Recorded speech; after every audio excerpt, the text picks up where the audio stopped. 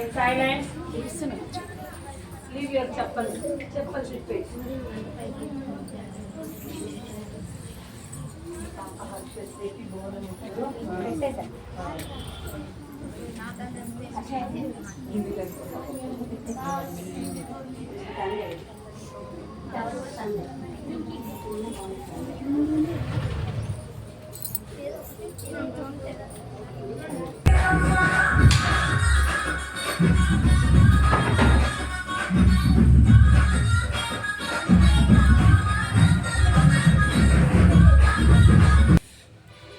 Good morning, children. Good morning, teacher.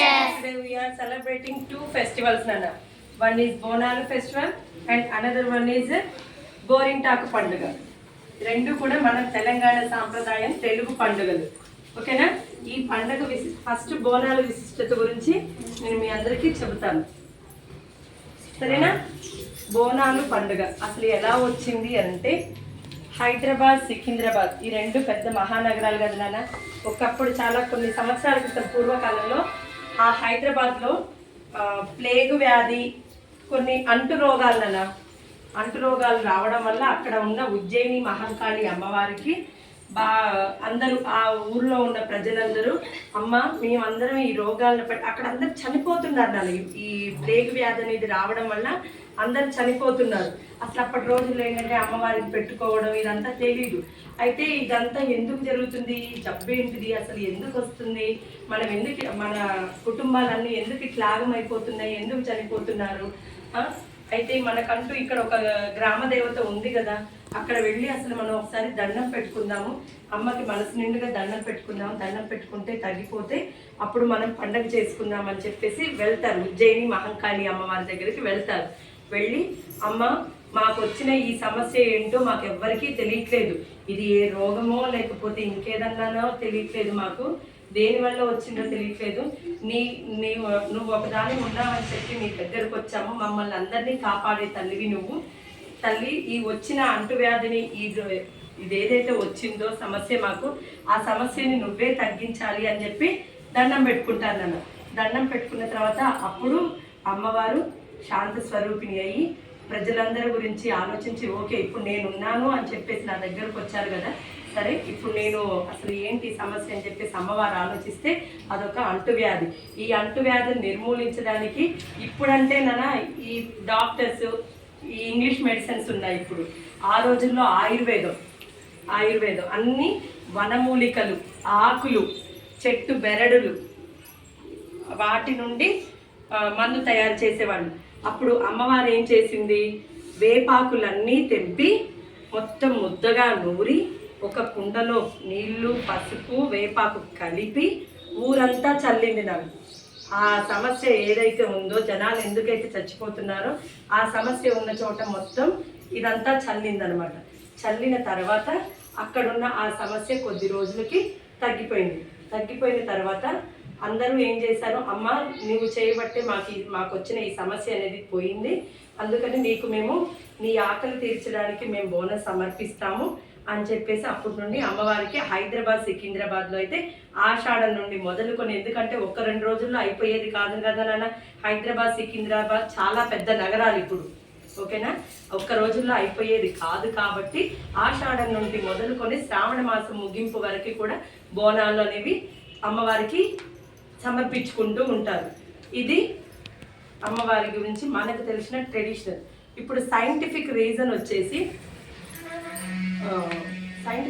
ఏంటంటే weather change అవుతుంది కదా నాన్న. సమ్మర్, వింటర్ అండ్ సమ్మర్ ఈ 2 సీజన్స్లో నుండి మనం రెయినీ సీజన్లోకి అడుగు పెడతాం. ఇప్పుడు ఏంటంటే ఇక్కడ వాతావరణం అనేది మార్పు చెందుతుంది. ఏంటి, సడన్గా వర్షాలు పడుతుంటాయి, కొత్త వాటర్ అంతా వస్తుంటుంది కదా, కొత్త నీరంతా వస్తూ ఉంటుంది అనమాట.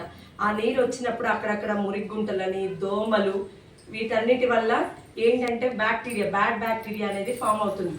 అంటు రోగాలు వస్తాయి అనమాట. ఏంటి, మలేరియా, ప్లేగు, డెంగ్యూ ఇలాంటివన్నీ వస్తాయి. అప్పుడు మన ఇల్లు ఒకటే శుభ్రం చేసుకుంటే మళ్ళీ ఏది శుభ్రంగా ఉండదు కదా, మన ప్రాంతం మొత్తం శుభ్రంగా ఉండాలి కదా, అప్పుడే కదా ఏ రోగాలు రాకుండా శుభ్రంగా ఉంటాం, అందరం కూడా నీట్గా ప్రశాంతంగా హాయిగా ఉండగలుగుతాం కదా. అలా ఉండాలి అంటే ఏం చేయాలి? ఇది ఒక్కరితో అయితే కాదు, అందరూ కలిసి చేస్తే సరిపోతుంది అని చెప్పేసి అప్పుడు ఏం చేస్తారు, బోనాలు అమ్మవారు ఊరి పొలిమేరలలో ఉంటారనమాట. మనకంటూ ఏది చెడు గాలి అనేది మన దరికి చేరకుండా మనల్ని అందరినీ రక్షిస్తూ ఊరి పొలిమేరల్లో ఉంటారు, పొలిమేరల్లో. ఓకేనా? అక్కడ నుండి మనందరినీ రక్షిస్తూ ఉంటారు. అక్కడ నుండి వచ్చే ఏ చెడు శక్తిని కూడా మన దరి చేరనివ్వకుండా మనల్ని కాపాడుతూ ఉంటారు. అలాంటప్పుడు అది మనం గాలి అవ్వచ్చు, ధూళి అవ్వచ్చు, రోగాలు అవ్వచ్చు, ఏదైనా ఇప్పుడు చెప్పాను కదా ఉజ్జయిని మహంకాళి అమ్మవారి గురించి, అలానే మన గ్రామ దేవతలు కూడా. అయితే ఇట్లా అయితే ఒక్క ఇల్లే శుభ్రపడుతుంది. అదే మనం ఒక పండగలాగా ఊరంతా కలిసి ఒక పండగ చేస్తే బాగుంటుంది కదా అని అప్పుడు ఏం చేశారు, మనం ఏం చేద్దామంటే ఊర్లో ఉన్న మన ఊరి పొలిమేరలో ఉన్న అమ్మవారికి బోనాలని సమర్పించుకుందాము. ఈ విధంగా మనం అప్పుడు ఏంటి, అమ్మవారికి ఇష్టమైన పొంగలి, ఒక్కొక్కరు అమ్మవారికి సమర్పించే నైవేద్యం ఒక్కొక్కలాగా ఉంటుంది నాన్న. కొందరు పెసరపప్పు బియ్యం వేసి వండుతారు, కొందరు ఆకుకూర అన్నం వండుతారు, కొందరు చల్లగొడుగు అంటారు. అవి ఓన్లీ చాకలి వాళ్ళు మాత్రమే సమర్పిస్తారనమాట. అమ్మవారిని ఇంకా చల్లబరచడం కోసం మజ్జిగతో చేసి పంపిస్తారన్నాం. అది ఇవన్నీ మనం కలిసి మనం వేపాకు తోరణాలు కట్టాలి, మామిడాకు తోరణాలు కట్టాలి, గడపకు పసుపు పెట్టుకోవాలి, బియ్య పిండితో ముగ్గు పెట్టాలి. ఇలాంటి వాటి వల్ల ఏంటంటే బ్యాక్టీరియా ఏది మనకి రాదు, కాళ్ళకు పసుపు ఇవన్నీ పెట్టుకోవడం వల్ల. అలా చేస్తే అయితే బాగుంటుంది. తర్వాత అమ్మవారికి కూడా మనం రోజు అన్నం తింటాము, మన ఇంటికి చుట్టాలు వస్తేనేమో భోజనం పెట్టి పంపిస్తాం కదా. అమ్మవారికి సంవత్సరం మొత్తం ఉగ్ర రూపంలో ఉంటారు అమ్మవారు. ఒక్క ఆషాఢ శ్రావణ మాసంలో శాంత స్వరూపిణిగా ఉంటుంది. అయితే ఈ సైంటిఫిక్ రీజన్లోనూ మన ట్రెడిషన్ని రెండింటిని కలిపి అమ్మవారికి మనం భోజనం సమర్పిద్దాము. దాన్ని ఏం చేశారంటే పెద్దలు భోజనం కాస్త బోనం కింద వచ్చిందనమాట. ఆ బోనాన్ని సమర్పిద్దాం అమ్మవారికి. మనం సంవత్సరంలో మనం ఒక్కరోజు పెట్టే అన్నం అమ్మవారికి సంవత్సరం అంతా సరిపోతుందనమాట. ఆ భోజనాన్ని అందరం కలిసి ప్రతి గడప నుండి అమ్మవారికి భోజనం తీసుకెళ్ళి నైవేద్యంగా సమర్పిద్దాము. అది అమ్మవారికి పెడితే ఆమె ఆకలి తీరి సంవత్సరం అంతా కూడా మనల్ని శాంత స్వరూపిణిగా ఉండి మనల్ని చల్లగా ఏ రోగాల బారిన పడకుండా ఎప్పుడూ సుఖశాంతులతో ఆయురారోగ్యాలతో మనల్ని అందరినీ కాపాడుతూ ఉంటుందనేది ప్రతీక. నాకు తెలిసినంత వరకు మీకు చెప్పగలిగాను. ధన్యవాదాలు.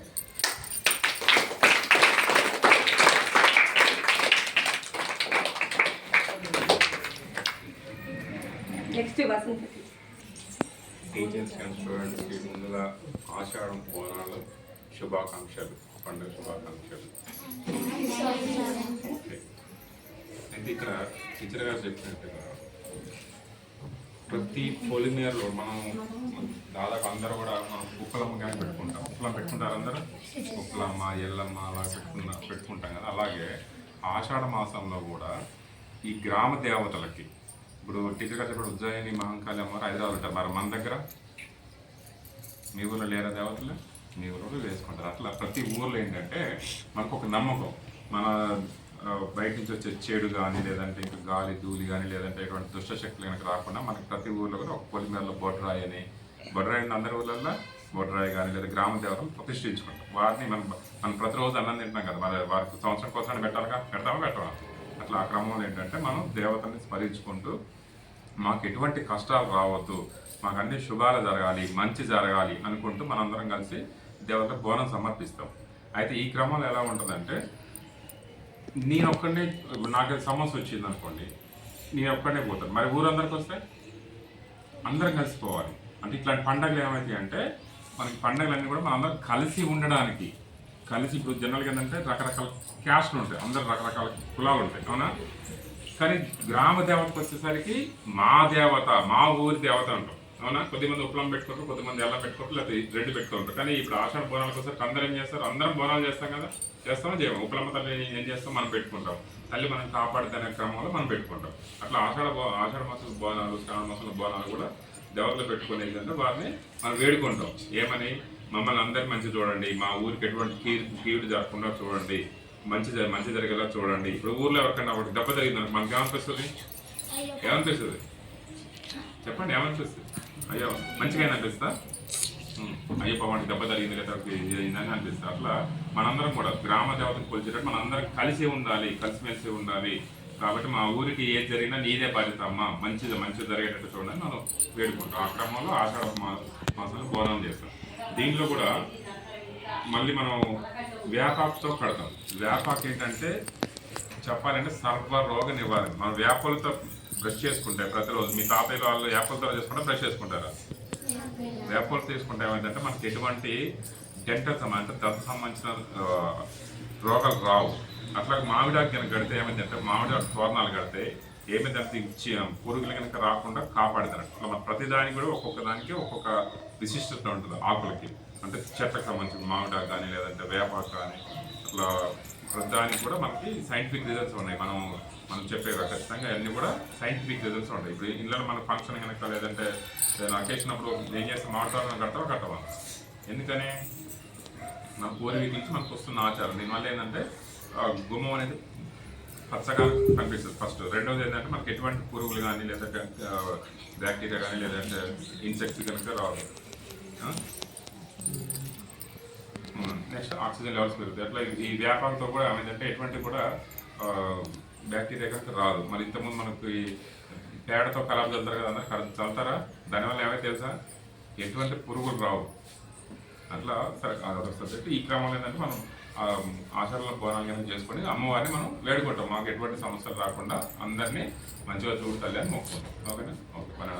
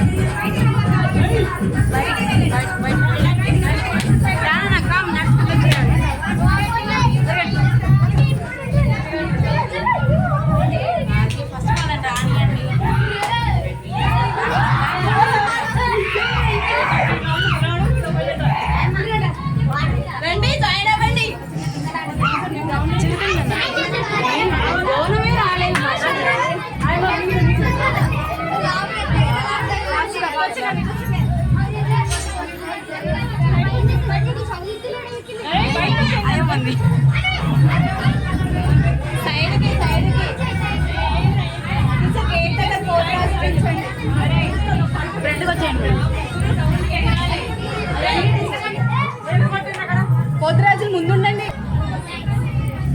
ఒక చేయి కిందకి పెట్టేసి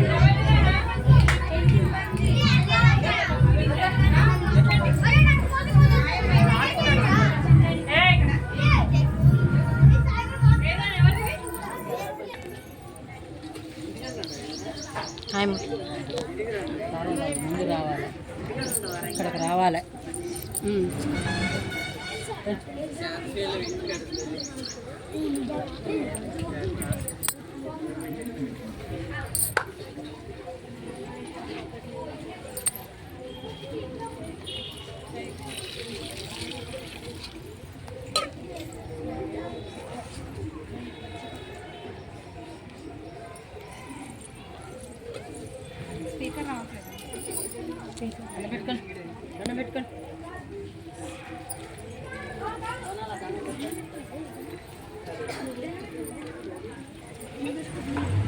రావాలి ముందుకి.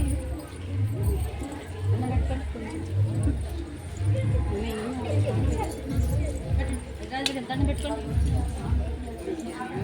టీచర్ రా.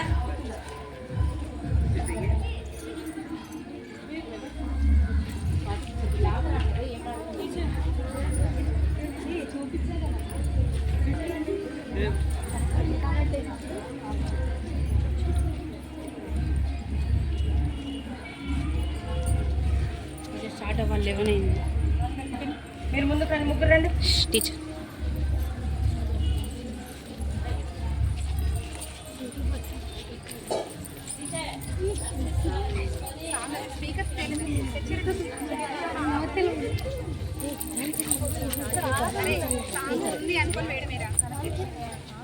అందుట్లో వస్తుంది.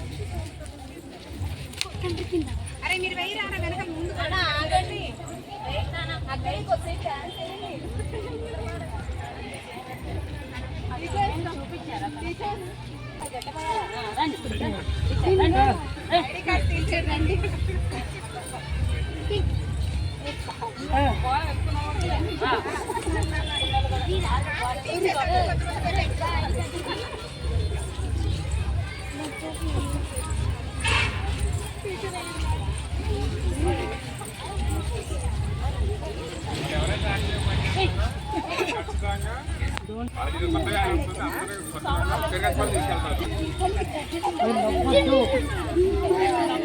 చెరెనకల్ వాటర్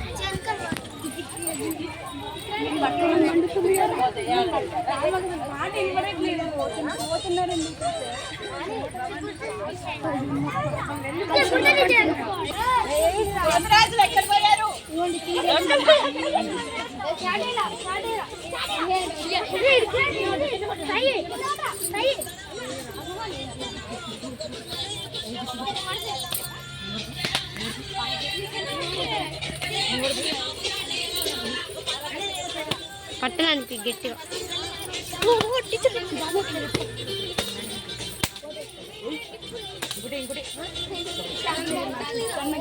పెద్దదేదిరా మీరు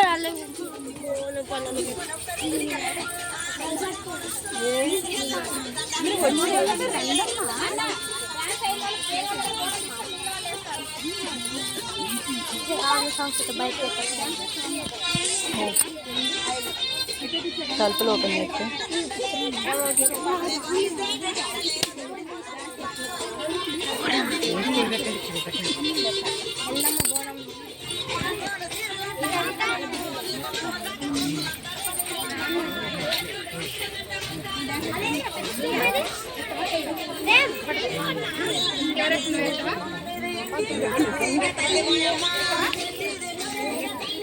రోజు మీరు ఇక్కడ చుట్టన్నా తిరగండి.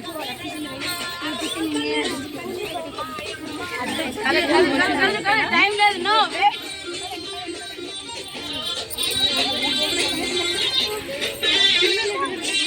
మనమే